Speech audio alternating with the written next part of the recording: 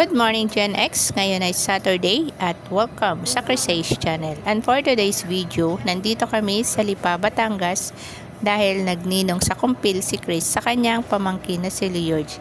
Ginanap ito kaninang 8 AM sa Our Lady Mary Mediatrix of All Grace. At ngayon, nandito kami sa Lipa Grills upang mag-lunch. Actually guys, hindi siya typical fine dining restaurants kasi sa bandang likod, meron silang may mga open kubo house kung saan pwede kayong doon kumain at napakasarap ng kanilang bulalo, barbecue at yung puset. Anyway, bulalo pa lang, solve ka na. Maraming salamat sa Power for Lunch, sponsored ng Mami ni Leods. Oh, thank you so much. Buen appetit everyone at maraming salamat sa panunood. Please like and subscribe our channel, Crisage Generation X.